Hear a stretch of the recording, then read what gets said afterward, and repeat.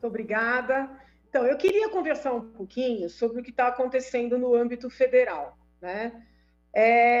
Houve uma série de decisões no âmbito do Supremo Tribunal Federal e a base do presidente, provavelmente, né, por não ter a formação jurídica, coloca todas essas decisões no mesmo balaio, se é que vocês me entendem. Por exemplo, entendem que a decisão do ministro Celso de Mello em divulgar o vídeo da reunião seria uma decisão a afrontar o presidente.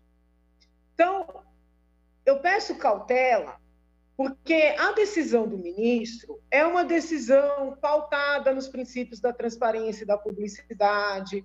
Era uma reunião de governo, muito embora fechada, era uma reunião de governo.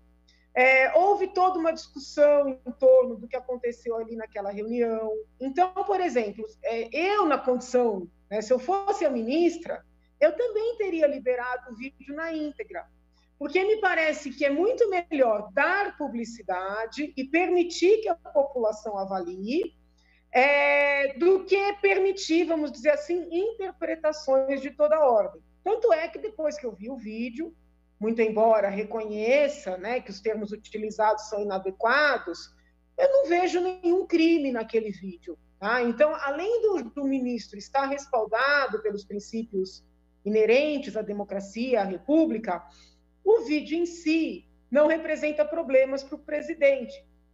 Quando o ministro notificou os generais a prestarem depoimento e veio, né, a imprensa disse, estava escrito que eles poderiam ser conduzidos coercitivamente, não foi um desrespeito do ministro, porque é meio que um despacho padrão. Né? O apoiador do presidente pode dizer, mas o ministro poderia ter preparado melhor, ter feito um outro despacho. Ok, né? Mas assim, só para que compreendam que não foi uma decisão do ministro de humilhar os generais, os ministros do presidente, não foi nada disso, é padrão. Quando vários partidos se reuniram e pediram a entrega do telefone do presidente, o que eu acho que não é o caso, porque não tem elemento nenhum contra o presidente por uma medida extrema dessa, e o ministro Celso de Mello encaminhou esse pedido para a Procuradoria-Geral da República, ele também procedeu conforme o normal. Vem um pedido, a autoridade judicial ela não pode se sobrepor às partes. Qual é o papel do juiz? Seja primeira instância, desembargador ou ministro? Encaminhar esse pedido para a Procuradoria analisar. Então, é importante que a base do presidente compreenda que a atividade toda, a atuação toda do ministro Celso de Mello, ela não é contra o presidente, ela é pautada em conflitos que surgiram, né? E pedidos que foram feitos, e elas seguiram os trâmites normais. Eu digo isso, não é para defender a A ou B, é para que essas pessoas tenham um pouco de tranquilidade e ajudem a tranquilizar também o presidente. Com relação ao inquérito do ministro das tais fake news, né, que o inquérito em que foram feitas as buscas e apreensões ontem, eu pedi para a minha assessoria levantar e eles encontraram um vídeo meu criticando esse inquérito em abril de 2019. Naquela oportunidade, eu já levantei que o inquérito era inconstitucional, porque o presidente do Supremo instaurou de ofício, sem requerimento de ninguém, mandou, distribuiu, escolheu um ministro a presidir o inquérito, no caso o ministro Alexandre de Moraes. No bojo desse inquérito, uma revista foi cerceada, pessoas tiveram buscas feitas nas suas casas por causa de tweets inocentes, concordo-se ou não com o teor, mas tweets inocentes, críticas naturais a um tribunal, que faz parte de um dos poderes da República. Então, eu critiquei esse inquérito já naquele momento.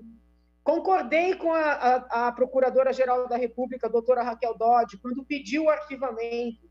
Denunciei o absurdo do ministro ignorar o pedido de arquivamento e seguir com as investigações. Sou firme ao dizer que não tem crime na frase do ministro da Educação, muito embora seja uma frase inadequada, uma frase pouco educada, uma frase grotesca, descabida na boca de um ministro da Educação, mas não tem crime. Já dei várias entrevistas dizendo, né, que quando o ministro Alexandre de Moraes coloca numa frase do ministro da Educação 6 crimes, inclusive crimes contra a segurança nacional, ele agride o direito penal, né, e o próprio direito constitucional que ele leciona. Faço aqui minhas críticas contundentes à operação que aconteceu ontem. Não concordo com o estilo das pessoas que foram alvo de busca. Eu mesma sou vítima, né, da contundência dessas pessoas.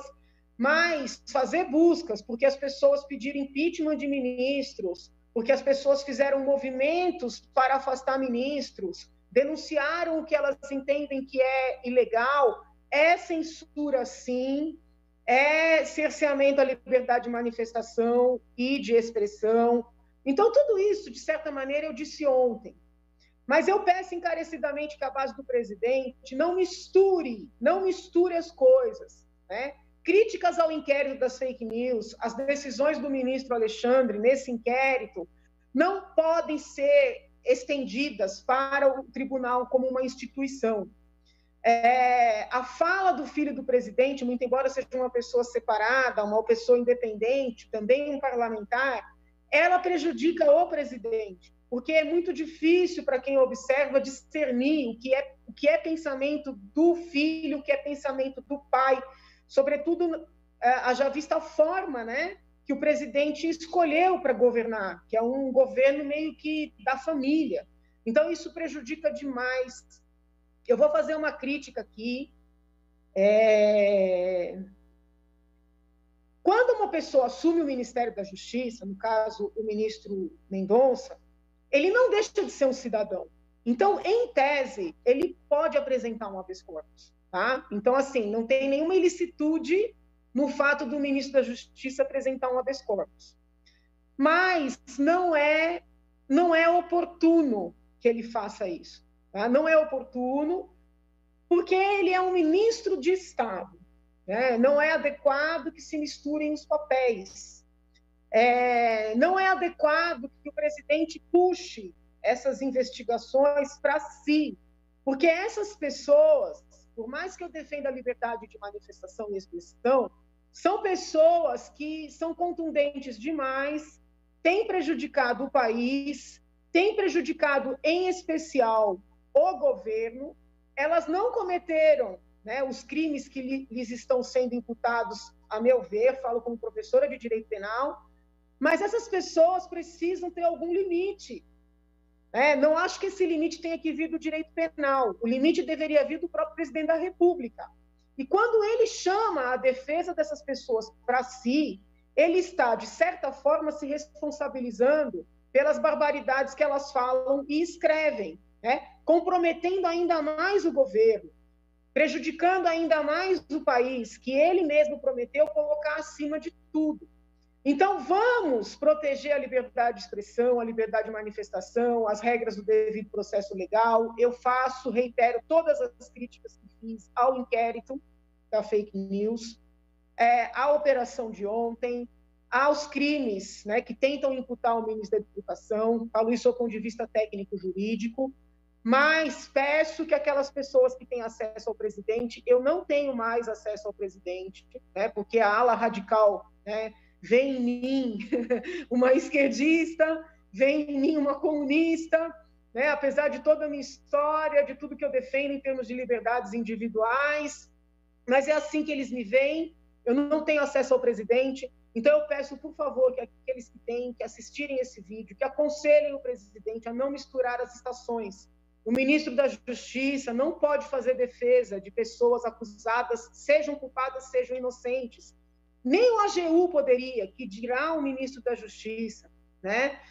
A própria peça que foi apresentada é uma peça que não vai cumprir a finalidade que busca. Né? Um habeas corpus, ele é um remédio que raras vezes é contemplado, só em casos excepcionais. Então, eu já alerto que é muito provável que essa peça não seja contemplada. Peço a essas pessoas que estão sendo acusadas, investigadas, que contratem seus advogados para não prejudicar o governo, para não prejudicar o presidente, que eles dizem tanto amar, que eles dizem tanto defender. Muito obrigada.